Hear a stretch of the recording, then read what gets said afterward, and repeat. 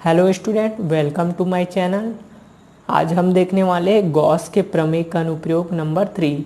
इससे पहले हमने पहले अनुप्रयोग में देखा था किसी समतल तार के कारण किसी बिंदु पर विद्युत क्षेत्र की तीव्रता ज्ञात करने के लिए व्यंजक ज्ञात किए।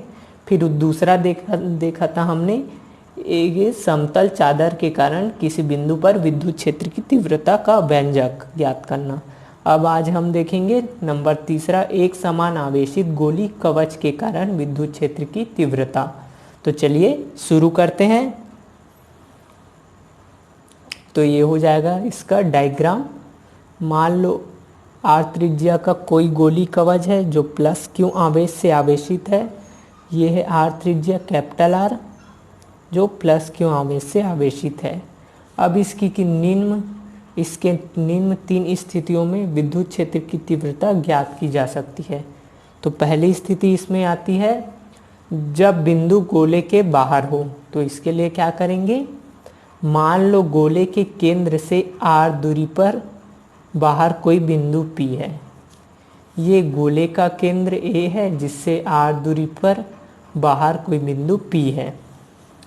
अब हमें जहाँ विद्युत क्षेत्र की तीव्रता ज्ञात करनी है, इसके लिए O को केंद्र मानकर स्मॉल r त्रिज्या के एक अन्य गोले की रचना करते हैं जो गॉसी पृष्ठ की भांति कार्य करता है।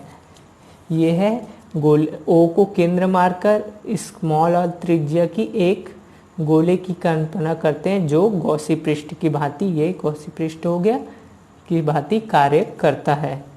तो अतः स्मॉल r त्रिज्या के गोले से गुजरने वाला कुल विद्युत फ्लक्स फाई बराबर क्या हो जाएगा, पृष्ठीय समाकलन EdS। तो ये बाहर आ गया, पृष्ठीय समाकलन ds। तो गोले का क्षेत्रफल क्या हो जाता है, ds बराबर 4πr², गोले के पृष्ठ का क्षेत्रफल। ये हो गया इक्वेशन नंबर 1, समीकरण 1। लेकिन हम गॉस के प्रमेय से जानते हैं फाई बराबर Q/ε0। ये हो गया हमारा इक्वेशन नंबर 2। तो इक्वेशन नंबर 1 और 2 को बराबर करेंगे तो आ जाएगा E × 4πr² = Q/ε0। तो अब हमको विद्युत क्षेत्र की तीव्रता ज्ञात करनी है, तो E को यहीं रखेंगे और 4πr² को नीचे बटे में पक्षांतर कर देंगे। तो ये हो जाएगा Q/4πr² × ε0। अब इसको जमा के लिखेंगे तो क्या हो जाएगा, E बराबर 1/4πε0। ये हो गया Q/r²। ये हो गया हमारा इक्वेशन नंबर 3, समीकरण 3। यही क्या है, यही गोले के बाहर किसी बिंदु पर विद्युत क्षेत्र की तीव्रता का व्यंजक है। अब हम देखते हैं स्थिति नंबर दूसरा। तो स्थिति नंबर दूसरा है जब बिंदु गोले के पृष्ठ पर हो, अर्थात क्या हो, गोले के पृष्ठ पर होगा तो यहाँ होगा और r बराबर क्या हो जाएगा, त्रिज्या स्मॉल r से कैपिटल R हो जाएगी। तो यही है, गोले के पृष्ठ पर होगा तो स्मॉल r बराबर कैपिटल R। अब समीकरण 3 में स्मॉल r की जगह क्या रखेंगे, कैपिटल R रखेंगे। तो E बराबर विद्युत क्षेत्र की तीव्रता E बराबर 1/4πε0 × Q/r²। ये हो गया हमारा इक्वेशन नंबर 4 और यही गोले के पृष्ठ पर विद्युत क्षेत्र की तीव्रता का व्यंजक है।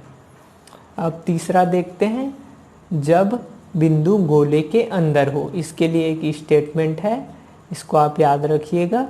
चूंकि किसी गोली कवच को दिया गया संपूर्ण आवेश उसके बाहरी पृष्ठों पर वितरित रहता है, मतलब पृष्ठ के बाहरी में रहता है, अंदर नहीं रहता, और वितरित रहता है, अंदर एक भी आवेश नहीं रहता। अर्थात गोले के अंदर आवेश क्या हो जाएगा, शून्य हो जाएगा। और समीकरण 3 से रखेंगे तो Q बराबर तो Q का 0 हो जाएगा, तो Q 0 से किसी भी का गुणा होगा तो 0 हो जाएगा, अर्थात विद्युत क्षेत्र की तीव्रता शून्य होगी। अतः गोले के अंदर विद्युत क्षेत्र की तीव्रता शून्य होती है।